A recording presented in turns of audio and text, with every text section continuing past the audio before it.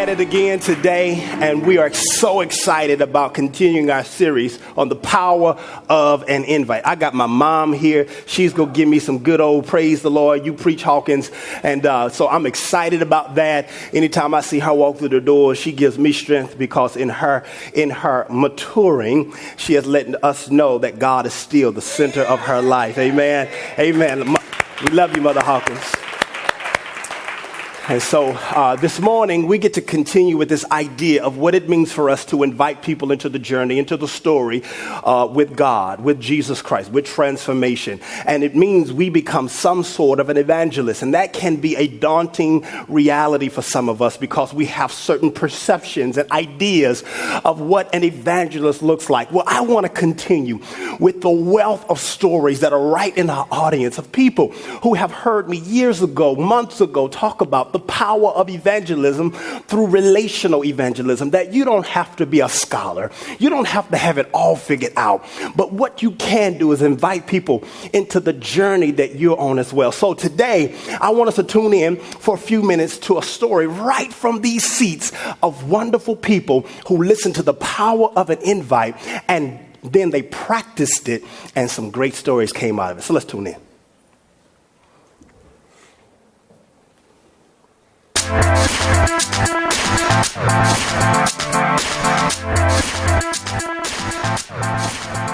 Today I have a special guest with me by the name of Cherie, who's going to give us her story about the power of an invite. So Cherie, tell us, how did you come about being a part of the power of an invite? Well, in 2016, my friend Kim did something that will never be forgotten. She invited me to Live in the Word Church. I remember going to lunch. It was in May of 2016, and we were celebrating my birthday, her birthday, and me graduating from law school. And she randomly asked me, "What do you believe?" And I looked at her, and I was just like, I don't even know what does that question mean, Kim? And she started asking me about God and about Jesus, and I didn't have a response. I just remember like having a blank stare, and I had never really given it much thought. I believed in God and all of that, but just not much of a thought. So she invited me to Live in the Word Church, and a few weeks later, I accepted the invitation. So since being a member of the church, what have you done? What do you participate in? Within a month, I joined the church. So I attended every Sunday after that. Once I got there, I stayed. And then in November of 2016, I also made the decision to be baptized. And since then, I started serving in the music ministry. I serve in Kingdom Kids, which is the children's church.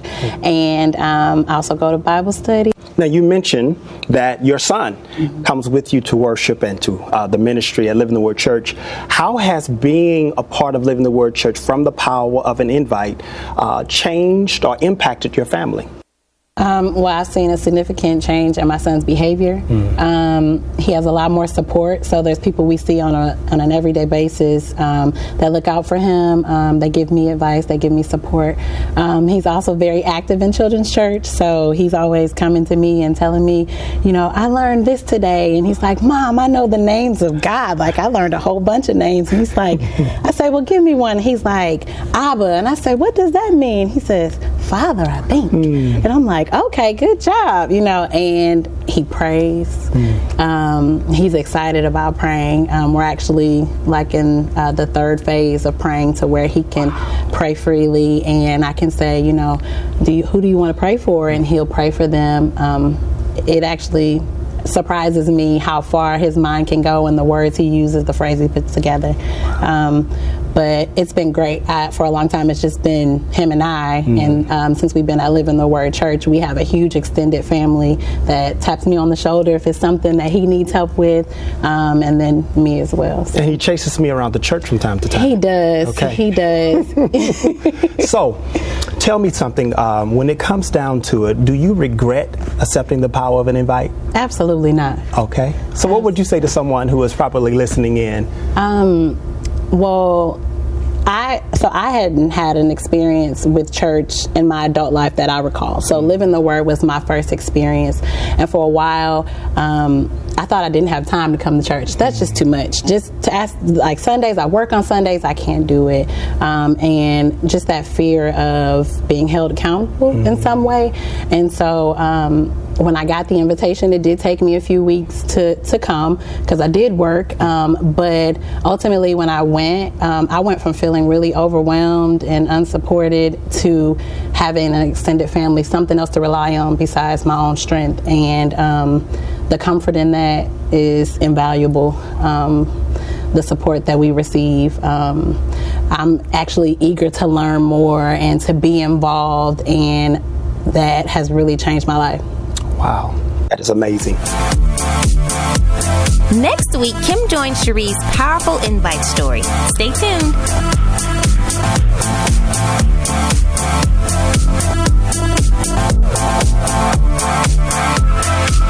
So you see it.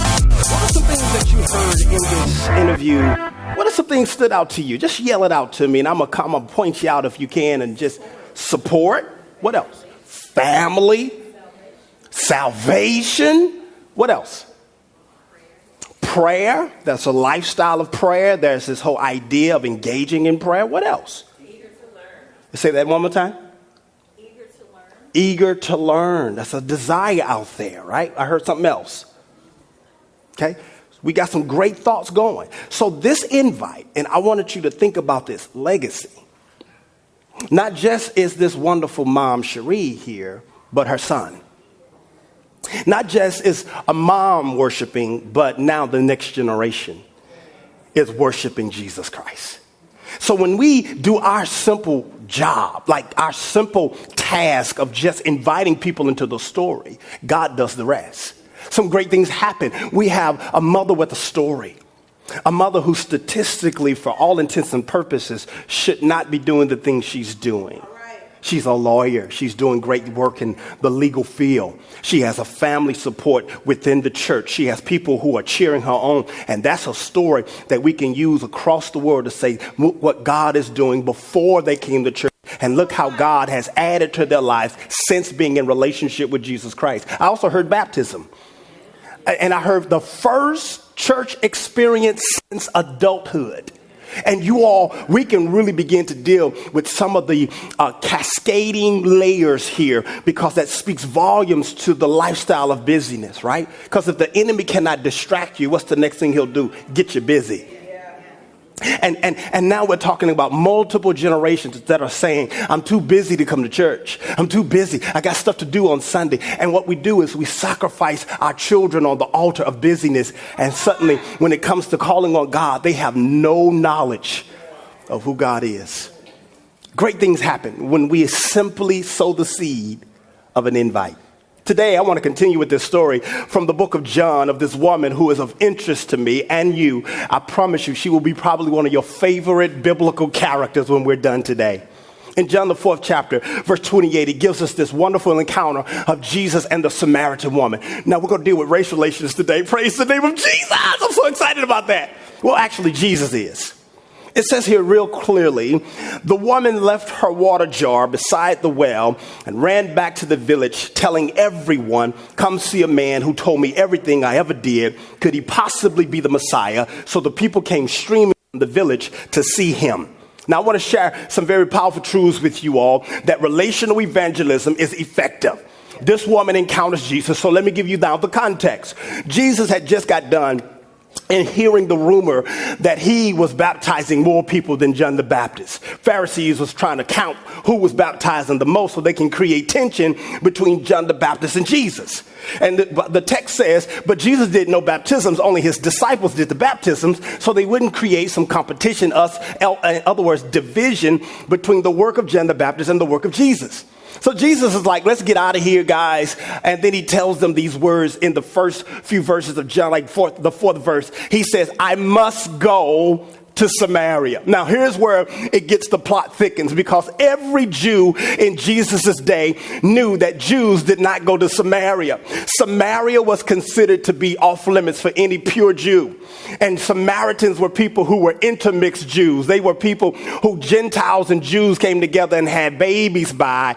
And so they were considered impure, lower class, and not to be dealt with, encountered, or in any way associated with. They were to be avoided at all costs. If you were going to be on the upper echelon of the Jewish hierarchy, you had the testimony that you never stepped foot in Samaria. So in fact, your purity, in fact, how people saw you was oftentimes, it was measured. If you ever been to Samaria, that's what they would ask you. It's like, have you ever been to the hood? And if you said, no, I walk around Samaria, you were considered a really hierarchical Jew, like, oh, you really do love God. You're keeping the law pure. Now, none of that relates to today, I am certain. But here's the point. Where you can pull parallels, you'll begin to see that since the days of Jesus as well, we can go further back, there's always been an issue of race relations. And Jesus is doing something so subversive and so wise. He is literally doing a Jedi mind trick. He is telling his disciples, I must go to Samaria. And you know what he tells them, jokers? Y'all go get something to eat. He tells them, what I'm about to do, you all go mess it up. So I'm going to send my distractions away, because there is an appointment, a woman there who truly does need my presence and what I'm about to bring to her. And so he enters to Samaria. You can imagine the Jews, or the disciples were like, as Jews, Samaria? Samaria? Why are you going to Samaria? What in the world business does the Messiah have in Samaria? And the urgency of the Greek, Jesus says, I must, which means there was absolutely no negotiating this. That was a woman who Jesus, being God in the flesh, he's omniscient. He's totally aware of this woman's condition. He has to get there. There is an appointment there. She goes there at a certain time of the day. In fact, the scriptures give us a little bit of what her behavior patterns are, which are very important. It says that she oftentimes went to this one well in Sychar. She wasn't from Sychar. She went to the well in Sychar. Some theologians say she traveled, in some cases, 20 miles by foot to get to this one well. And guess what time? 12 o'clock. Noontime. Now, if any of you all have ever been to Arizona or to Africa, that's both the same, and you've experienced the heat at noon, it will make you literally feel like you have canola oil on you and you're being cooked. And it is the hottest time of the day. Now, if you don't know anything about village life, most of village life, in fact, lions are very smart. If you ever have just watched National Geographic, lions do their hunting at night because it's too hot to hunt in the day. So they wait till it gets cooler to hunt. That's why if you've ever been on safari or you've seen lions just laying under a bush, they're not being lazy, they're being smart.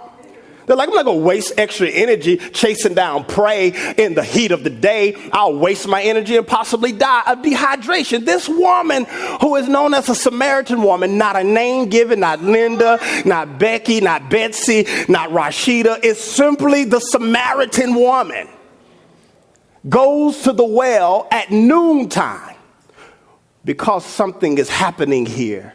There are some powerful truths that we're going to begin to see that this woman shows us, that literally she's on the run from something.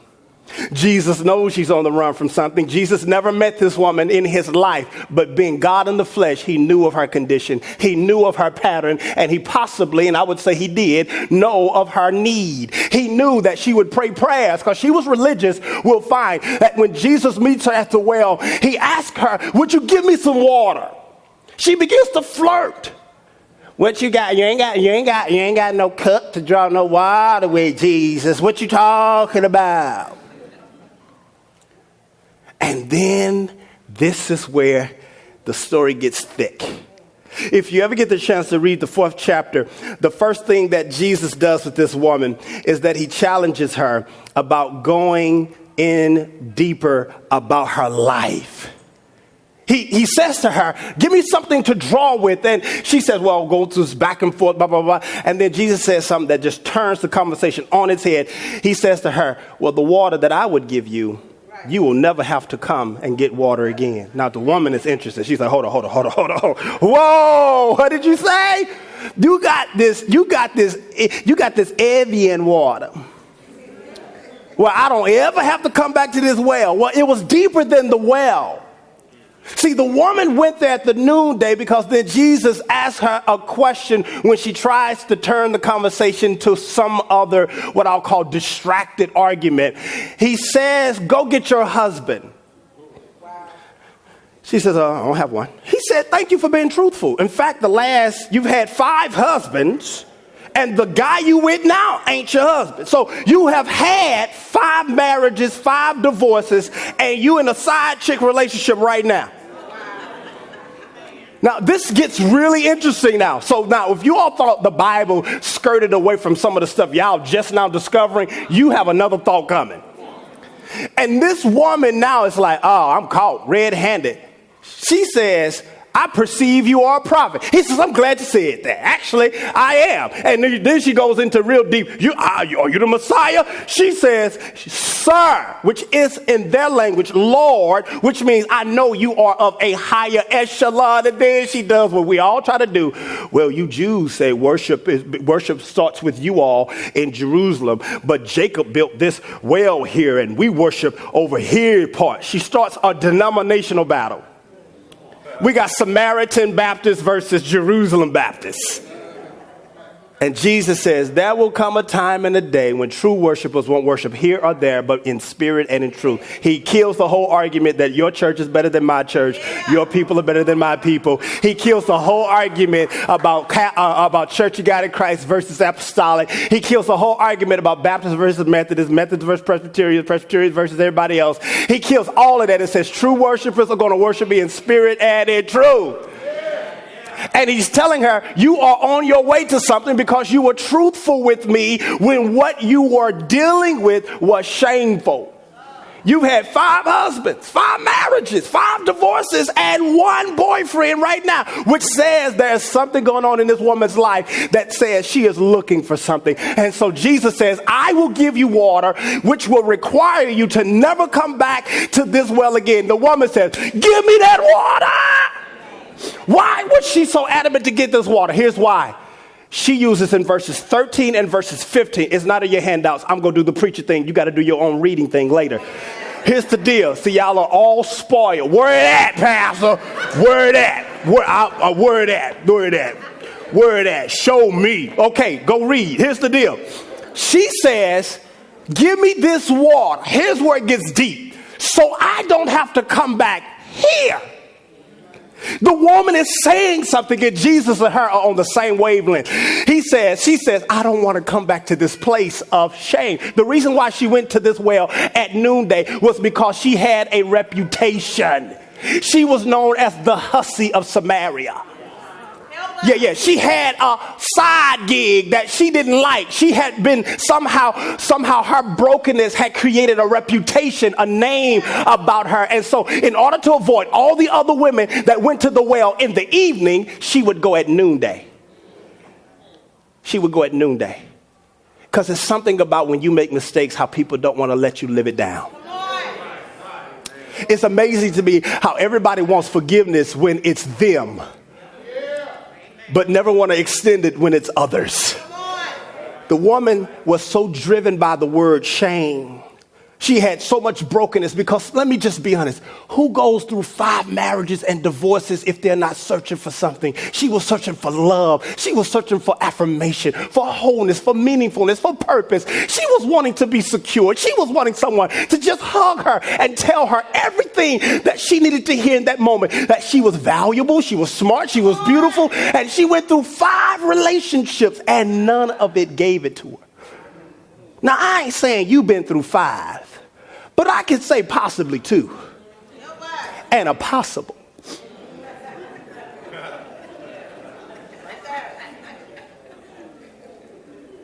The woman encounters Jesus and then she becomes this evangelist for Jesus. She comes to the place of faith and belief and trust in Jesus as Lord and Savior. And she doesn't keep it to herself. The Bible says, which is the scripture we read, she left her water jar. Hold on, does it say she drank water? Does it say she gave him water? That wasn't the whole purpose. The purpose was to give her the gospel of Jesus, the redemptive call of God.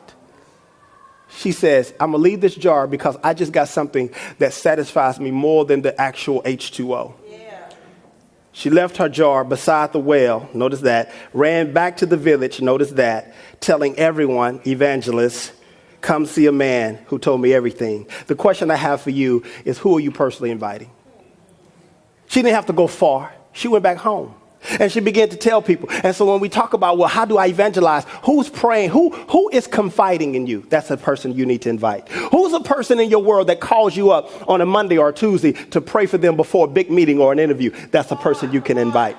Who's in your home that you might find that is not quite living or even worshiping God in the way you're worshiping God? Maybe they have fallen off and you're finding them kind of lackadaisical in their worship. That's a person to invite. Maybe it's the coworker that is constantly telling you about the problems they're facing and dealing with. That's a person to say, I just want to give you an invitation. I don't know what God's going to do with it, but you're welcome.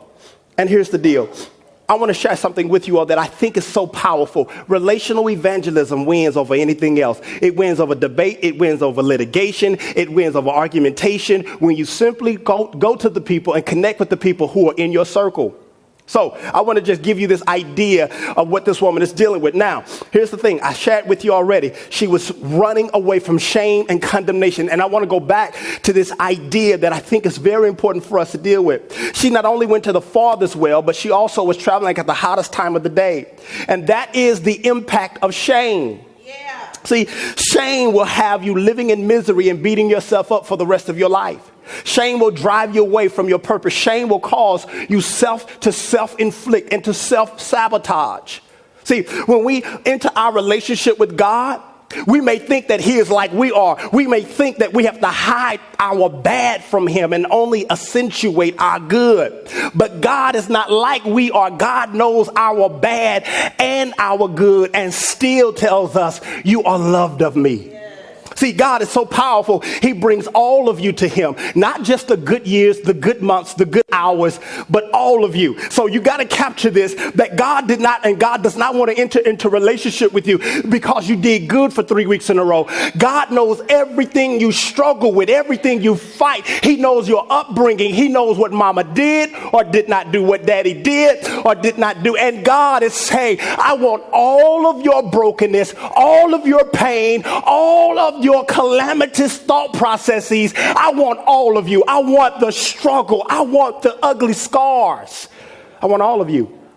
You see, I love this story. Here's why. When Jesus tells his disciples, I must go to Samaria, here's what I term it. Shame meets the only one who can handle shame. Yeah. See, Jesus is right on schedule. He even says that in time, I gotta go now, disciples, but y'all go stop me. Get going. To the point that when they finally show up with food, they came with some St. Louis Bread Company sliced bagels, bread slice. They came with some bread sliced bagels to Jesus, and they said, why he talking to her? Oh my God, that's the woman we heard about. And Jesus is talking to her. Let me tell the church folks something. That's exactly who Jesus wants to talk to. That's exactly who the church is for. The gospel is for people who are broken. People who don't have it all figured out. See, Jesus encounters her. After much deliberation, her life is changed. Here's some facts about this invite account. Now I'll get to the handout. She had an expectation of salvation in spite of her situation. Look what the woman said. She gets prophetic. The woman said, I know the Messiah is coming. The one who is called Christ. She's aware of the historical lineage of Jesus. She said, I know a Savior is coming. When he comes, he will explain everything to us. Then Jesus said, right here. She's like, you're not like the other men that's going to solicit the shape of my body? See, y'all love to purify scriptures when it gets close to home. You mean to tell me you're not interested in my pencil dress, Jesus? My newly arched brow. I always confuse lashes with brows. You see, the truth of the matter is this, and bear with me, let me finish this up with you. Here's the power of this. She meets a man that sees value. Come on. And not form.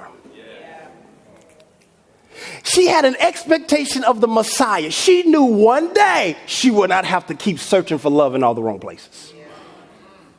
She knew that this Messiah, this Savior, would know her situation and still redeem her. Can I tell all of those who might be considering your relationship with God right now, you know it's far off. Let's just be honest. You're like, I'm kind of there, but I'm not there. I've made some mistakes, and I feel like that mistake is holding me back from God. God is saying to you today, don't wait till you fix the mistake to come to me. Come to me right now. Here's what I tell people who oftentimes say, let me get some stuff together. I ask them the question sometimes. I say, do you wash up before you take a shower? They look at me crazy. Like, what in the world? Why would I waste so much water and soap? Exactly. Why would you get your life together before you come to Jesus? It's going to be Irish Spring either way. Which one you want, a double use or a single use? Because the single use does just as much as the double use. See, the beauty of this is that she has an expectation that this is not who she is. And the Savior is going to come. But look what she did. She reduced the Savior to a relationship. 5 of them. Oh, 6. 5 and a possible. Because I'm sure this dude was being buttered up for betrothal. And it's a beautiful thing, and it's an interesting thing. Women, you're very creative. And you got to understand your creativity. It's a God gift, but you got to be very careful with your creativity. He said hi. You already picked out colors for the wedding. You're very creative. You're even prophetic in some cases. Oh, you had me at hello. Oh, it's just a greeting, sister. Just a greeting. God bless you. Arrivederci, it's just a greeting. Hola, it's a greeting. You gotta be careful with your creativity. See, this particular woman is looking for love, for substance and sustenance, purpose and fulfillment in a relationship, in a marriage context, which marriage is beautiful and it provides some beautiful things, but it'll never save your soul. The second thing about this invite, and I'll move quickly here because time is at hand, she felt safe enough to speak the truth. I want to share some ideas on safety, okay? Simply put, a safe person is someone who influences you to be the person you were designed to be. When you are safe around someone, you can show them your flaws. You can show them your scars without feeling like they're going to use it against you, judge you, and condemn you later on when it benefits them in the argument. There are 3 qualities of a safe person. This is going to help you to deal with people in your circle of friends. 3 qualities. If you want safe people in your circle, they need to fit 3 qualities. They need to have the ability to dwell with you, to show grace to you, and to speak truth to you. So dwelling, they need to dwell with you. They need to show grace to you and speak truth to you. See, a safe relationship are the ones where that's dwelling. In other words, we can be present with one another, connecting on a deep level. When you are able to be around a safe person, you can be all you are without feeling like you're going to be on performance treadmills to get better in their presence. Any marriage where you have to hide yourself is not a healthy place. If they have to always see you in makeup, sister, then you need to reconsider. Because the truth of the matter is, they like to made up you. But as soon as you take out one of them Neutrogena wipes that exfoliates, and he says, what you doing? Oh, nothing. And you go back to doing it all over again, then that's a problem. That's not a dwelling. That's a prison. If there are people who are in my male-to-male relationships, and if I cannot be completely David, and let me share some ideas about me. This is not intel, so don't think you're getting the leg up on anything. But beyond pastoring, I love to laugh. I love comedy. I love comedic shows. Like, there are things I love to do beyond reading the Bible and studying and praying. I know y'all think that's all I do. And I know y'all want me to be like some spiritual monk that is specially preserved when you need a prayer to get through. No, sometimes I like to listen to Cat Williams. God help me! In Jesus' name, God. Did I say that?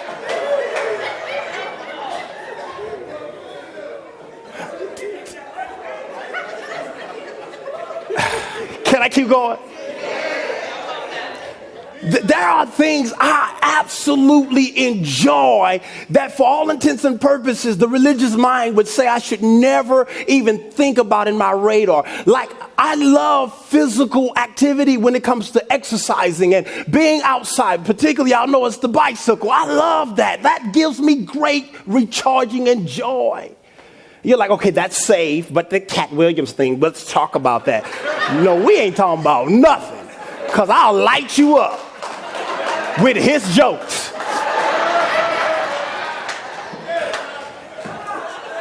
When you are around safe people, you don't have to keep explaining yourself. You don't have to keep saying, well, I mean, and you don't have to keep dolling yourself up. You don't have to wear, listen, sisters, this ain't knocking you. This is for men too. You don't have to wear Spanx around friends. And I mean that metaphorically. Like, you don't have to keep them, you good? I'm great.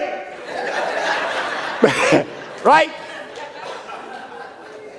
When there's dwelling, you can see my ugly side and love me. Then you show grace. See, we receive acceptance when we are around safe people. We receive acceptance with no condemnation, giving us the freedom from the fear of rejection. You know, one of the greatest fears is beyond spiders, beyond flights and heights and speaking publicly is rejection. Let's be honest. Some of us are so scared of rejection that we dictate how any relationship is going to end based on who we know is going to accept us. And so we tend to got lower tier people around us who will not push us to our destiny simply because they will not reject us. Which leads me to this last concept and quality of safe people. They can speak truth. See, when you are in a safe relationship, you can confront each other as needed without feeling like a disagreement means we should not have anything ever to do with each other ever again. You know, like today's talk, yeah, I'm just cutting folk off. When you get 50, ain't got nobody around you. Don't get on the social media outlets talking about, I just wish I had something. Too late. Right? You do not get brownie points in heaven for who you cut off.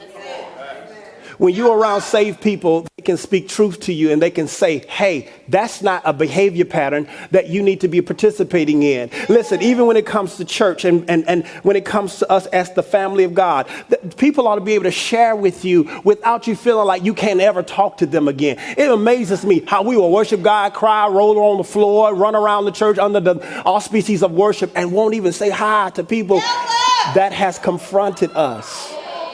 And here's the deal. I'll know the depth of our relationship the moment I got to say, hey, you probably shouldn't be participating in that, or you probably should ratchet that down. Right there. I can't believe the pastor said that to me. Who does he think he is? Stop, I thought we was in a safe relationship. Right. See, I want to share that with you all, that safety ultimately is a inward job. You've got to put yourself in the place to now want those qualities in your life to other people, and then you will attract those qualities exterior-wise when other people come into your life. In fact, this is what Jesus says to her in truth. Go and get your husband, Jesus told her. And she says, yeah, about that. I don't have one. The woman replied, then Jesus said, yeah, you're right. You don't have a husband, for you have had 5 husbands, and right now you aren't even married to the man you're living. See, y'all think y'all are the first ones to shack, like Radio Shack, or to shack and shake, like Shake Shack. Y'all gotta capture this. Jesus is talking to a woman that most churches would put on the front row and say, she's being judged. Come on. That's who Jesus goes to. He goes to this woman who does not have anything to offer but purpose. She has tried everything else. 5 marriages, and then she in a relationship with another dude. Have y'all ever seen someone that's serial? They're serial romantics. They fall in love every spring. This is the one. It's like something hits them. They're just standing, going through the cold, and they got the flu, and then they got allergies, and all of a sudden.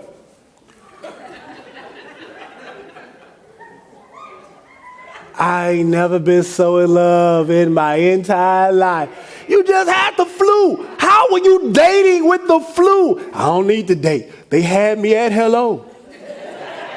They're serial romantics.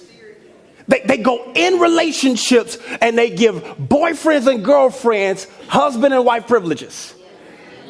They cooking rice and baking fish. They putting juice in wine glasses. Talking about taking pictures. Only reason we know, you show us. I wouldn't even know this happened if you didn't show me. Like, you are doing full-on 5-day dinners and then get married. I don't cook. Gotcha. Bruh, y'all. Oh, Lord. Anyway, I don't cook. You're like, hold on. What was that? Rice and roni? What was that? Deer birds? Takeout?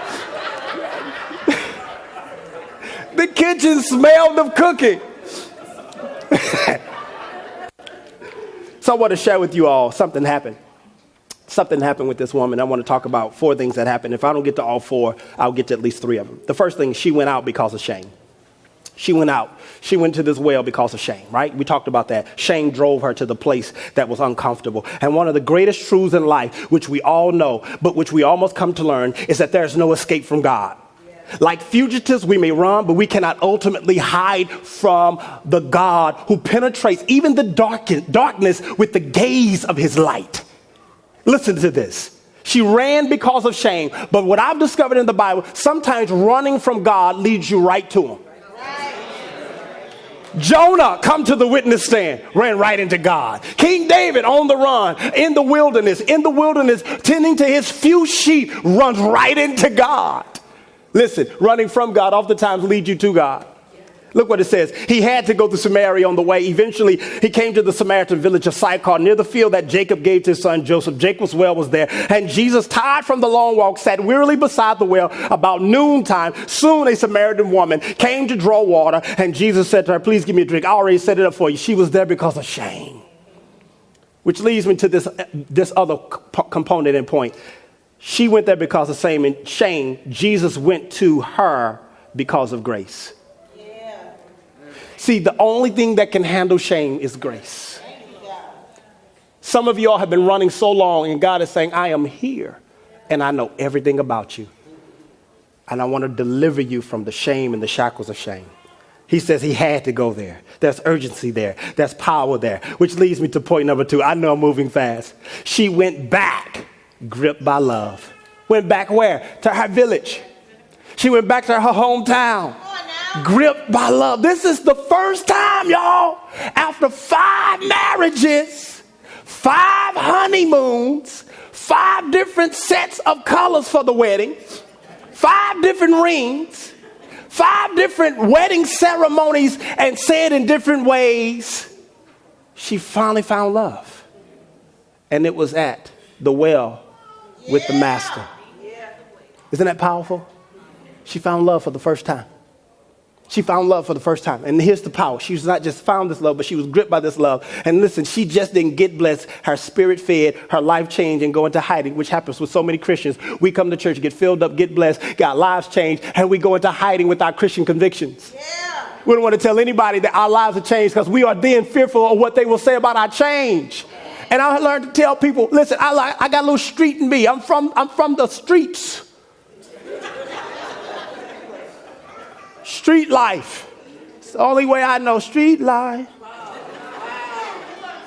Here's the deal.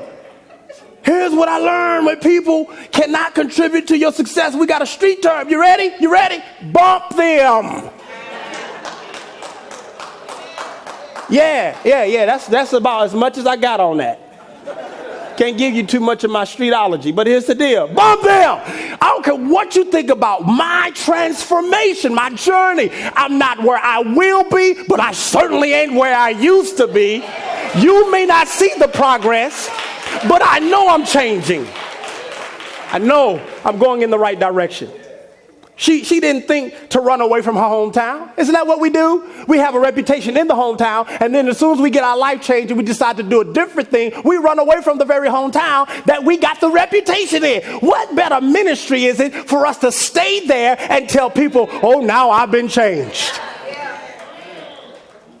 See, she figured if she could be lit, tanked, and labeled there, then she could also do some good work there as well. Amen. If she can get litty for the devil, she'll get litty for Jesus.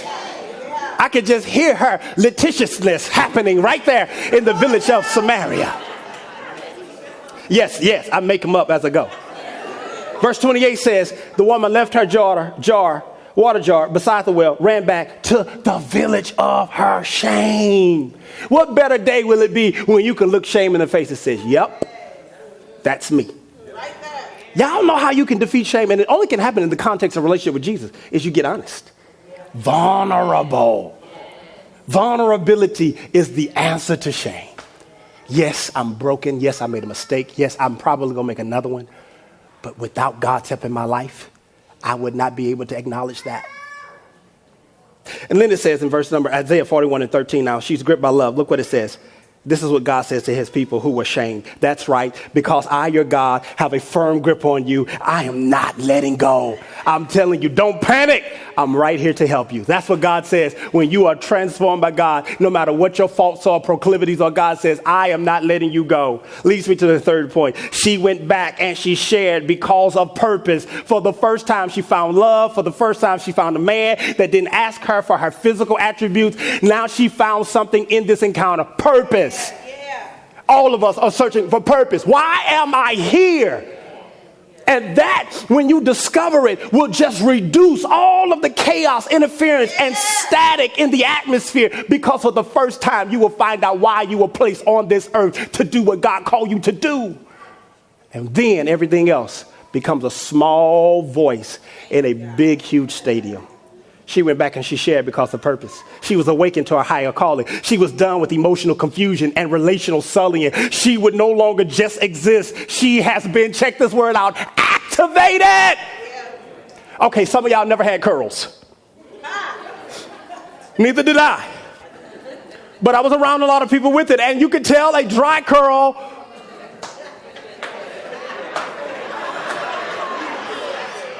I'm close to closing. I promise you I am. You could tell a dry curl from a not dry, from a not dry curl based on this one word, activator.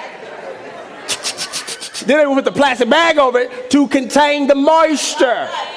So you had a lot of men back in the day going outside in their tank tops and a plastic bag over their head, acting like they were gangster. We was like, dude, you a plastic-headed gangster. What you trying to do with me?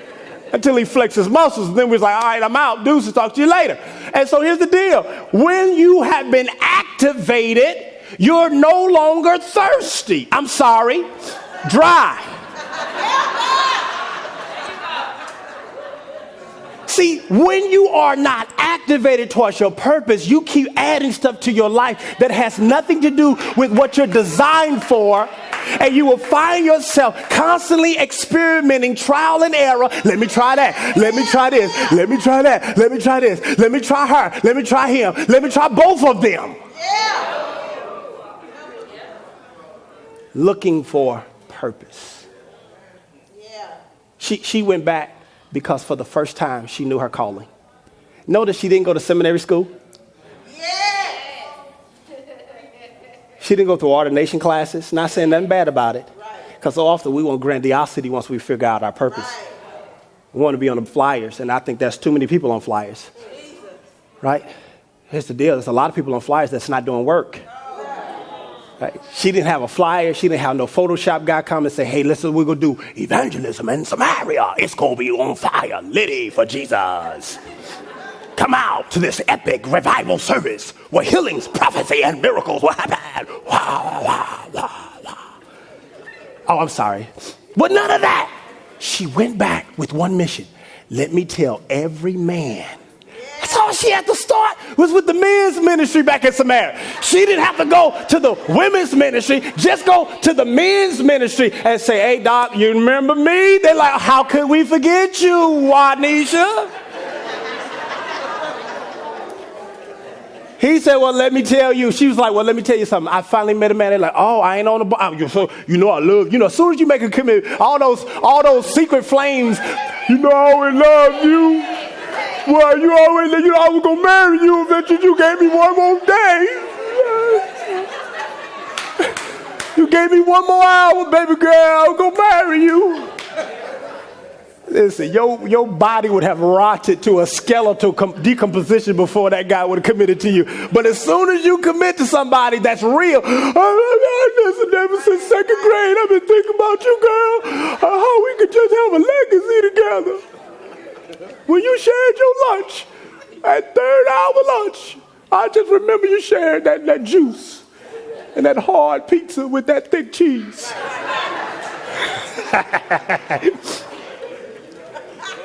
She goes and she ministers to the very group that gave her the bad name. Last thing, I'm done. I gotta go right now. Here's the deal. Praise God. Look what she does in verse number 28 and 29, telling everyone. So she went a step further. She went to the men's ministry, and then she went to the women that possibly were impacted by her decisions. Yeah, girl, I was wrong. I shouldn't have been shaking bacon in front of your husband. She went there and she told everyone, look what happened. Come see a man who told me everything I ever did. So she said, this dude different. He knows my history. I ain't got to sit there and do all these deleting the pictures on Facebook of the guys I used to date. And he told me everything. She was gripped by love. Let me tell y'all something. When you are experiencing this kind of love, you can't keep silent. In fact, 1 John 4:11 says this way, if God so loved us, we ought to also love one another. Powerful thing when love happens, you tell everybody about it. Leads me to my last point. She went out and told everyone and God did the rest. You don't have to know the results when you sow the seed of invitation. God will do the rest. Look what happens as a result of her commitment to change. So the people came streaming from the village to see Jesus. See, when you invite people, you're not inviting them to you, you're inviting them to meet Jesus.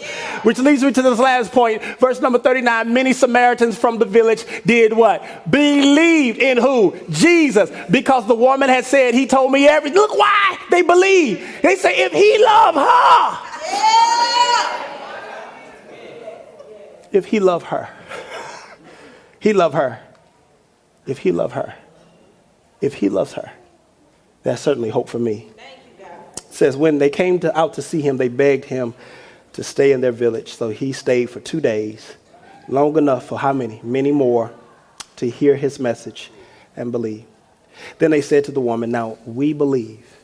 Not just because of what you told us, but because we have heard him ourselves.